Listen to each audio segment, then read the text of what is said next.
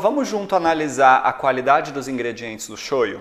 Não só do meu, mas dos shoyus em geral que a gente vê por aí. Hoje em dia o que a gente vê nos mercados é um produto que começou a ser feito pós-Segunda Guerra Mundial, período de industrialização, crescimento das indústrias, onde o compromisso das empresas foi de maximizar os lucros, diminuir os custos, prolongar a validade do produto, conseguir distribuir para o país inteiro, lucrar. E distribuir mesmo o produto, dar acesso às pessoas, isso é uma coisa bonita. Mas essas outras partes eu acho que elas não são o melhor que a gente pode entregar para uma pessoa. Eu acho que realmente o melhor que a gente pode entregar seria um produto com o mínimo possível de ingredientes danosos ou duvidosos. Uma coisa que na verdade não só temperasse, mas trouxesse riqueza nutricional. E até mesmo na área de temperar que não fosse uma coisa que é sempre igual. A natureza não é sempre igual. Cada ano você colhe uma maçã, uma laranja do mesmo pé, vai ter um sabor diferente, a natureza é criativa, os aromas são novos, se você cuida melhor da planta, mais gostosa fica a coisa. E no mundo antigo, isso é muito interessante de falar, porque quando estavam fazendo shoyu, por exemplo, há 1000 anos atrás, a pessoa que se dedicava a vida inteira àquela profissão, porque em geral não se mudava, né, a profissão, ia descobrindo formas de fazer esse shoyu ficar mais saboroso, mais cheiroso, mais gostoso, delicioso. E quando ele passava essa profissão para frente, né, ele se aposentava e normalmente o filho mais velho pegava a profissão, o filho mais velho herdava fermentos poderosíssimos, técnicas poderosíssimas, veículos de fermentação poderosíssimos, coisas incríveis que foram fruto da dedicação de uma vida inteira de uma pessoa. E isso vem acontecendo há gerações e gerações. Um verdadeiro tesouro. Pós Segunda Guerra basicamente se quebra com esse modelo de trabalho, simplesmente fala, a gente precisa uniformizar, a cor tem que ser essa, bota um corante. O sabor tem que ser esse, bota um ou mais saborizadores. Não temos tempo de fermentar, então você não tem nenhum benefício probiótico, enzimático ou mesmo a própria, ainda que o shoyu seja pasteurizado, mas não teve a transformação dos ingredientes pelas bactérias enquanto ele fermentava, porque ele foi feito sem fermentar às vezes. Ou com uma fermentação acelerada numa incubadora bem diferente do ritmo da natureza. Vamos ver uns exemplos, eu vou ler pra gente os ingredientes de um shoyu normal. Água, sal, não sabemos se é sal marinho, se é sal refinado. Soja e milho fermentados, legal, fermentou.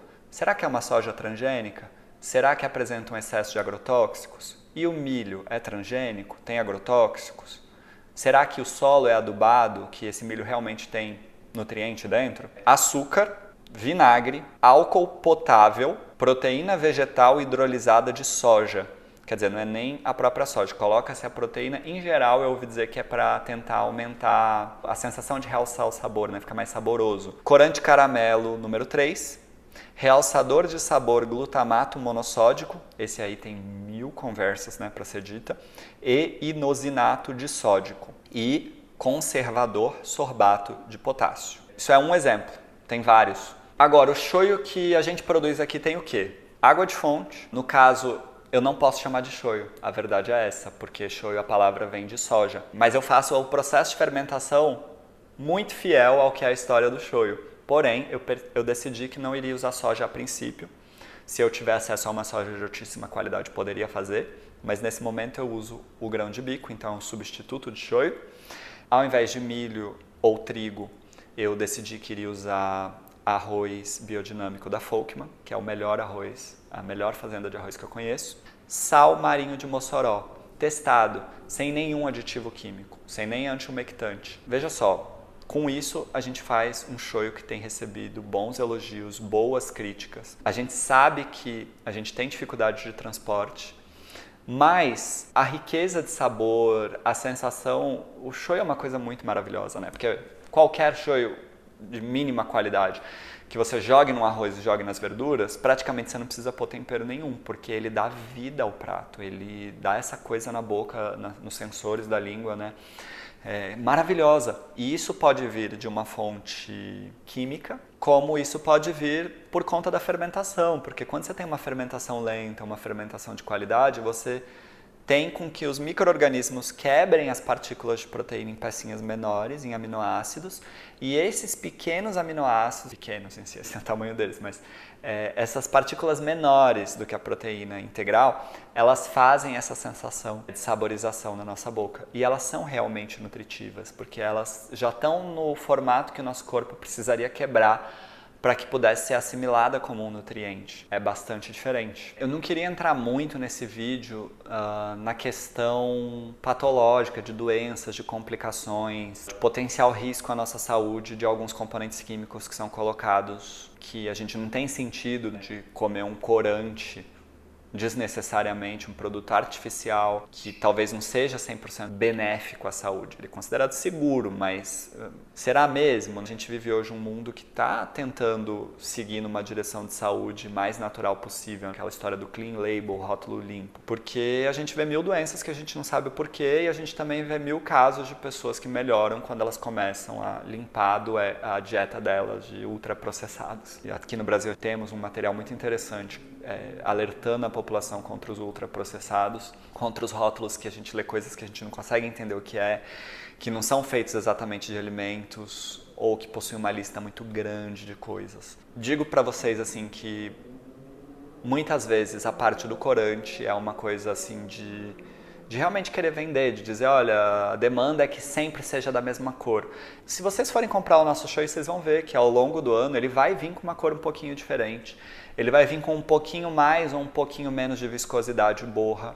Eu não gosto de tirar essa borra inteira do shoyu, porque eu acho que ela dá muito sabor ao shoyu e que você guarda esse shoyu na geladeira e o tempo vai passando e ele fica mais gostoso por conta de ação enzimática. Muitas vezes a indústria grande ela decide, não, a gente vai uniformizar tudo, a gente precisa tirar tudo de diferente e colocar uma cor artificial para tudo ter a mesma cor. A parte dos sabores é a mesma coisa, às vezes a pessoa faz uma receita e ela não tem sabor, não está gostoso, não fermentou por tempo suficiente, não teve acesso a bons ingredientes, a material de qualidade. Às vezes você compra o material mais barato que tem para fazer uma coisa e muitas vezes o mais barato não vai ser o da melhor qualidade.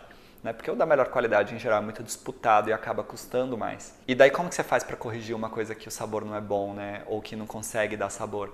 Daí você pega um produto químico e coloca esse produto químico porque ele vai criar essa ilusão de sabor dentro da boca da gente. O mesmo poderia ser feito para odor, para diversas coisas. Não só para o shoyu, mas para o miso e também para outros produtos que não são da área que eu produzo, que nós produzimos aqui na origem. Faz mais sentido, sabe? A gente caminhar mais de acordo com a natureza, a gente ter um produto feito com material bom, que não esteja tão assim, como posso dizer, caminhando por um lugar muito tênue, se isso vai dar saúde pra gente ou não, ou se isso pode trazer algum malefício, ou se isso é feito de uma matéria-prima que não é tão legal, e se isso está colocando produtos que a legislação permite, mas que a gente sabe que talvez não seja tão legal. Porque, infelizmente, eu vou fazer essa reclamação que, olha, a gente não está muito seguro com as leis que são feitas pelo nosso governo. Existe uma coisa assim que não tá legal, sabe? A gente tá tendo agora, essa semana que eu tô gravando esse vídeo, por exemplo, uma pesquisadora da USP pedindo exílio e não morar em Bruxelas, porque ela fez um atlas que compara os agrotóxicos no Brasil com os agrotóxicos na Europa e com diversas questões assim que mostraram que às vezes uma coisa que é danosa, conhecida, o número mínimo na Europa é 500 vezes menor do que o mínimo permitido no Brasil. E esse número não foi criado na Europa à toa, sabe? A gente está vivendo, assim, os últimos anos, uma aprovação imensa de agrotóxicos no Brasil. Alguns que estão proibidos no Canadá, que estão proibidos na Europa. A gente ainda não tem, assim, um controle que eu acredito que respeite profundamente a nossa saúde. Não só nos produtos que tem a ver com a gente, mas nos produtos em geral eu acho que a gente tem que se informar melhor, a gente tem que aprender mais sobre o tema, a gente tem que fazer escolhas mais conscientes. Bom, é isso que eu queria compartilhar hoje. Tô às ordens se vocês quiserem, quem quiser pedir shoyu, miso, molhos, que a gente tiver, tá disponível no site origemtemperos.com.br. Obrigado por assistir